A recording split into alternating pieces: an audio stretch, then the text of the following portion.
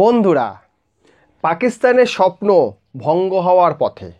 কারণ England cricket board এবং Australian cricket board বিসিসিআইয়ের পাশে এসে দাঁড়িয়ে গেছে।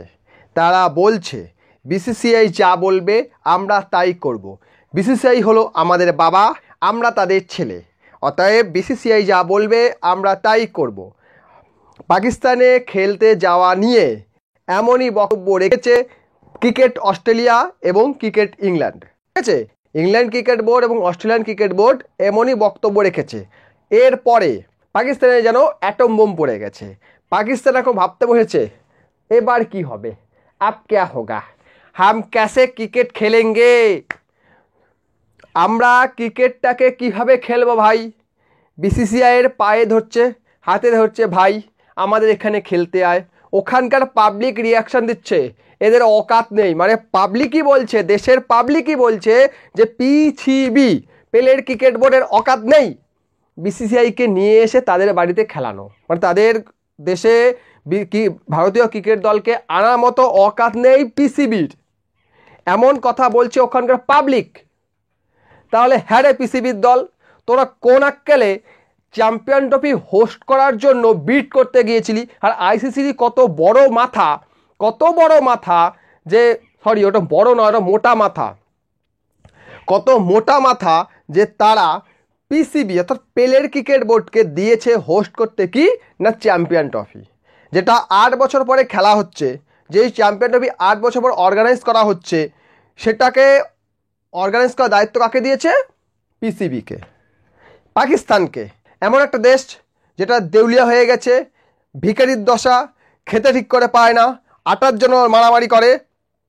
ওখানে যদি কোনো অনুষ্ঠান বাড়িতে বিরিয়ানি খাওয়ানো হয়, সেখানে ভিড় থাকে দেখবার মতো, পুরো দেশ একাট্টা হয়ে যায়, ভাই বিরিয়ানি খাবো, বাপের জন্মে বিরিয়ানি খাইনি এখন বিরিয়ানি খাবো, ওই জন্য একাট্টা হয়ে যায়। সেই দেশকে দিয়েছে কি একটা ক্রিকেট টুর্নামেন্ট অর্গানাইজ করতে।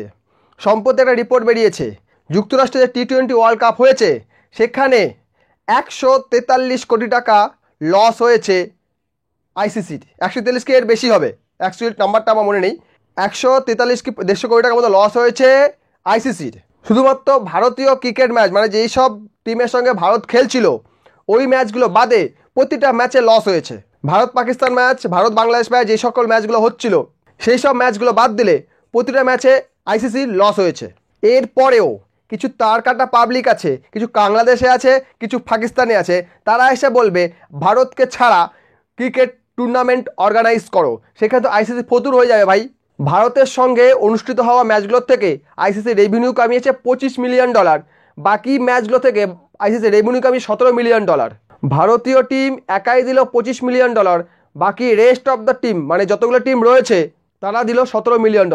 এইবারে কিছু আবাল এসে বলবে কি ভারতকে ছাড়া টুর্নামেন্ট অর্গানাইজ করো, এটা সম্ভব। আর বিসিসিআই যেহেতু বেঁকে বসেছে যে আমরা যাব না খেলতে, মানে আইসিসি কোনো কারণেই পাকিস্তানের ক্রিকেট টুর্নামেন্ট অর্গানাইজ করবে না।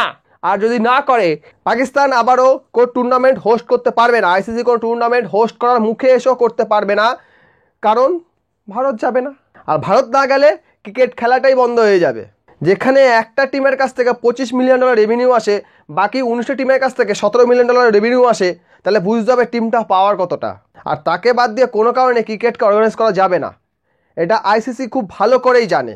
তাই যে সকল পাবলিক ভাবছে, মানে পাকিস্তানে বসে থাকা পাবলিক এবং বাংলাদেশে বসে থাকা তাদের অবৈধ সন্তান ভাবছে যে ভারতকে ছাড়া ক্রিকেট টুর্নামেন্ট অর্গানাইজ করা হোক বা আইসিসির উচিত এটা করার, তাদেরকে বলে দেই, শেষবারের মতো বলে দেই, এই স্বপ্ন দিবা স্বপ্ন দেখা উচিত নয়, জেগে দেখে স্বপ্ন দেখা উচিত নয়। কারণ এই স্বপ্ন কোনোদিন সত্যি হয় না। সেই স্বপ্ন সত্যি হয় যে স্বপ্ন আপনাকে ঘুমোতে দেয় না। এটা জেগে জেগে স্বপ্ন দেখছে, জেগে আছে স্বপ্ন দেখছে, ভাই ভারতকে ছাড়াও কোনো একদিন আইসিসি টুর্নামেন্ট অর্গানাইজ হবে, হা হা হা হা, লবডঙ্কা হবে হনুমানের বাচ্চা। তো যাই হোক, ভিডিও ভালো লাইক করবেন, কমেন্ট করবেন, শেয়ার করবেন, আর চ্যানেল নতুন হলে সাবস্ক্রাইব করে নেবেন। ভিডিও দেখার জন্য অসংখ্য ধন্যবাদ।